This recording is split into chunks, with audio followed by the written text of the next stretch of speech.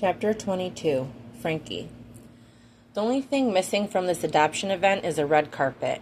The organized chaos is well thought and well executed from years of practice. Jude and Lee manage the heavy lifting and stay away from the public eye as much as possible, while Aiden and Corjan charm their potential adopters. According to Whitney, Jack runs in between, depending on his mood. Courtney and Juniper stand by for health or behavior questions, and Nancy helps package everything and handles the payment. Each dog leaves with a packet of their history, my drawing, and a doggy cookie. I can tell this isn't their first rodeo. Their white tent on Main Street is hopping. Even though some are just here to see some cute dogs, many are eager to adopt their new best friend. It's clear that what the Powells have built is not only functioning, but it is also well needed in this small town. I duck outside for a breath of fresh air and find Whitney and Bree at a nearby picnic table with their brood. The kids chase one another in the grass, leaving squeals of laughter in their wake. "What do you think?" Bree asks as I sit, throwing a blueberry into her mouth. I grab a pineapple from the tray I cubed this morning. The sweetness explodes on my tongue. It's amazing. After spending time at the sanctuary, it's so incredible to see everyone's hard work pay off. "Your drawings are a huge hit," she adds. "You're really talented." I had a lot of fun making them. Maybe someone will reach out and ask me to commission something. That would be a step toward my independence. Whitney pats the small swell of her stomach and reaches across us, plucking a strawberry from the tray. "This is a huge hit, too. Thank you. Chasing these kids around has me famished." "Maybe if you'd sit down and take a load off, I can do some chasing around," Bree says. Whitney waves her hand in the air. "It's fine. It's just those extra calories I need making me hungry. I already asked Jack to take me to the Rocks for lunch. I'm craving a famous Reuben burger, something fierce." I laugh at the wild look in her eye. "Want me to walk down the street and get you one now?" "Would you? I have a 20 in my purse in the back of the tent." "I can cover it. I'll be right back."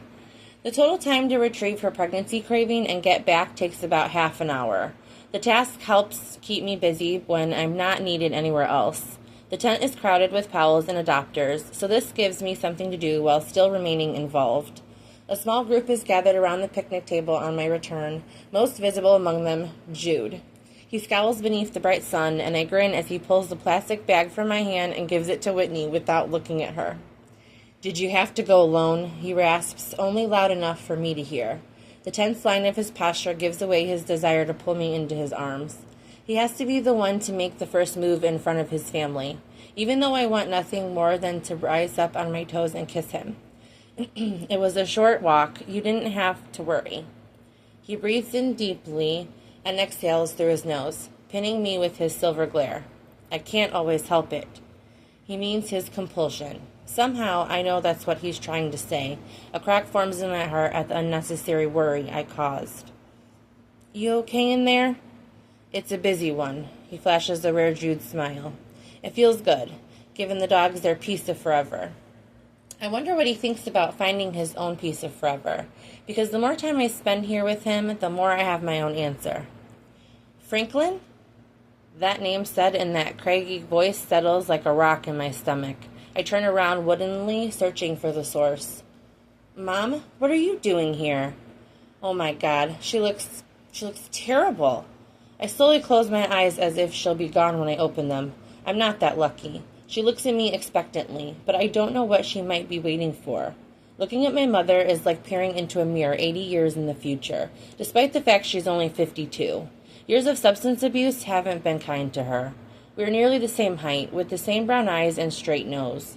Hers droopy with age. Where my hair is fair, hers used to be a dark brown, but now the dry strands are nearly entirely gray. Those walls Jude's unintentionally broken down build back up in her presence until all I feel when I look at her is pity. Jude stiffens at my side, following my line of sight to the people exiting the adoption tent. Only then do I register that she isn't alone. Because of course she freaking isn't. Only one person from my past knew I was in this town, and for the second time he's managed to track me down. Dylan stands beside her, looking nearly as bad as my mother. His naturally coiled red hair falls flat against his head. His skin appears more pallid than ever. Dark purple circles ring his eyes, as if he hasn't had a good night's sleep in months. He stands stooped with his hands shoved into the pockets of his dirty, dark blue jeans. The way he's transformed in a short couple of weeks are startling. But then he smiles an arrogant grin, proving he hasn't really changed, and I feel nothing but pity for him. "What are you doing here?" I ask again, walking away from the picnic table near the Powell kids until she and Dylan follow. We stop a couple of feet away on the sidewalk, far enough from the tent not to interfere with the adoption event, yet close enough for Bree and Whitney to witness. "I couldn't remember how to get a hold of you." Her eyes dart around the street. She smiles, showcasing a missing top right tooth. "Why would you need to get a hold of me?" "It's your dad. He isn't well." "What do you mean he isn't well? Is he dying?" I ask through gritted teeth. I'm not sure. He's been sick for a while, and we don't have any money for the doctor. The clinic refuses to see him because of too many unpaid bills." A pit opens up beneath my ribs. "Then take him to the hospital." "They just turned him away." "That's what happens when you spend 20 years going there to score pills." "Please, Franklin, I need your help." "I can't help you, Mom," I sigh, forcing away the sadness threatening me. "Why can't you help? You managed to drive her all the way here," I direct at Dylan. "If he wanted to insert himself into family business, then he has some things to answer for." He holds up both hands in a placating gesture. "I don't have any money either." "What happened to that fancy new job you were heading off to?" A fire flares to life in his eyes. "The job fell through because of you." "Me?" I step forward and Jude claps his hand around my wrist. His touch sears a warning into my skin. "That job had nothing to do with me. It was all your plan." "It had everything to do with you," Dylan explodes, surging closer. Jude promptly puts himself in Dylan's path and moves me behind him. "Close enough, dilly bar." He curls his lip at Jude. "It's Dylan. Who the fuck are you?" "I'm her man." Jude's voice fills with pride. If I weren't in the middle of this midday reality show drama, I'd kiss the shit out of him for the public declaration. "This fuck is your boyfriend?" "No, Dilbert. That would imply that I'm anything like you. I'm not. You're the last boyfriend she'll ever have. She only dates men now, and currently that man is me." Dylan turns to me, rage painting his face a bright shade of red. "You're going to let him talk to me like that?" I shrug. "Why not? It's not like you've done anything to deserve any respect." "I did everything for you," he shouts. I don't need to look around to know he's drawing attention. "Back the fuck up. I'm not going to tell you again," Jude snarls.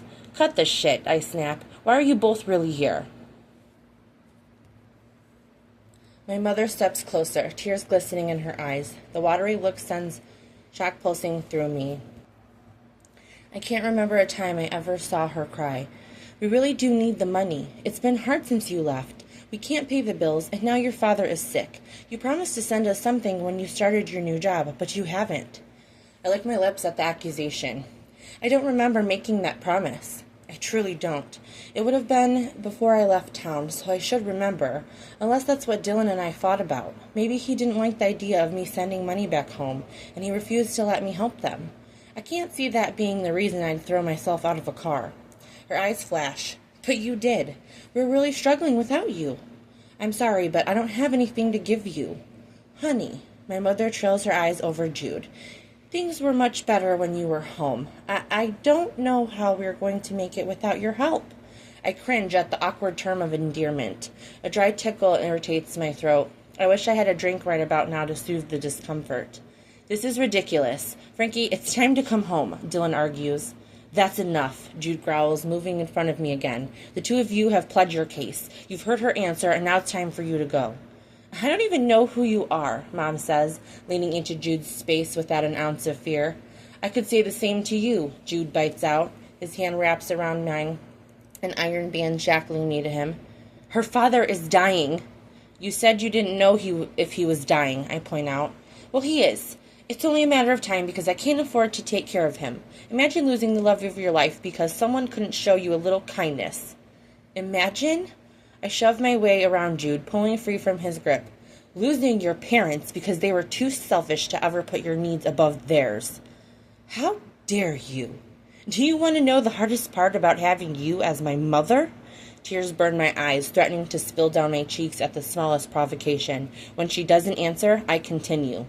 You gave me all your features, so I had to spend my life learning how to love them on my face while I hated them on yours. Every twisted insult on your lips, every drugged-out expression, for the longest time, that's all I'd see when I'd look in the mirror. It took a long time to look past it and love myself. For God's sake, Frankie, and I'm not about to let you come here and take away all my progress. I'm not asking for that much. You are. By just coming here with him, I point a finger at Dylan, you are asking for way too much. I wouldn't have come if it wasn't serious, she said softly. He was the only one who knew how to find you. Her tone stops me. For the first time in a decade, I feel like I'm actually hearing my mom. Why does she always manage to put me in this situation? The second I'm finally doing what's best for me, she finds a way to lay on the guilt. Even if I could help you, which I can't, I won't have anything to do with him. I jerk my thumb at Dylan. You and I get our turn next, Frankie. Dylan spits. You need to come home, Mom interjects. Shut up. She's not going anywhere with either of you. Jude glares at them. I'll handle it. I grimace at admitting that I need to handle my own mother. As I turn to look at Jude, I notice the wide audience we've attracted. Jude, please. I elbow his ribs as shame coats my insides, but he doesn't budge, continuing his staring contest with Dylan. It's time to come home where you belong, Frankie. You have no idea about where I belong. I hate the shake in my voice, the way it weakens my argument. Having this scene unfold in front of half of the town sweeps the feelings of belonging right out from beneath my feet. I can only imagine the gossip that will be spreading around by nightfall. Well, it sure as hell isn't here. Dylan gestures at our audience. I mean, look at yourself, he sneers. You think these people can't tell you're a complete fraud? We aren't like them. I know I shouldn't believe him, but he's not wrong. Wasn't I just thinking the same thing? The Powells might have all been raised in shitty situations like mine, but they all found a way to leave them. Speak to her like that again, and I'm going to knock your ass out. Jude! I push my hand into his chest, forcing him back. He doesn't budge, not a freaking inch. He tips his chin, looking down his nose at me, and I feel so small beneath his steely glare. Hands off, baby. I'm done listening to him insult you. I told you I could handle it, I bite out. Jack jogs over, stopping at our side. Everything okay? He directs his own glare at my mom and Dylan. We're leaving. Dylan lunges for my arm. His fingers twist around my cast, and the contact startles me backward. I trip over my own feet and land on the ground on my ass. Pain rockets through my hip and up my side. I watch in horror as Jude powers forward, his hands curled into rock-hard fists, and he surges towards Dylan. Jack moves straight into his twin's chest, blocking his advance. Dylan stumbles back in fear before righting himself and brushing his hands over his chest with an arrogant grin. Something inside me breaks at the volatile scene. The flood of emotions forces the tears from my eyes. I wipe them off with the back of my hand as I stand. Do you have $100? I ask Jack, my voice flat. He turns his chin into his shoulder, breaking eye contact with Jude. I do. Can I please have it? With one final shove into his brother's chest, he digs out his wallet, but Jude gets there first. He thrusts a $100 bill into my open palm with uncertainty in his eyes. There's an envelope of money in the kitchen, the cabinet above the fridge. You can take enough to pay yourself back. Dylan's smug grin grows, and my mother eyes the bill in my hand like she knows it's the ticket to her next fix. And you know what? I no longer fucking care. I'm glad to see you've come to your senses, Dylan says. You think I'm some piece of property you can show up and piss on? But you don't own me anymore. I slap the bill into my mother's hand. That's it. That's all I have. Take it and go home. I knew I could count on you.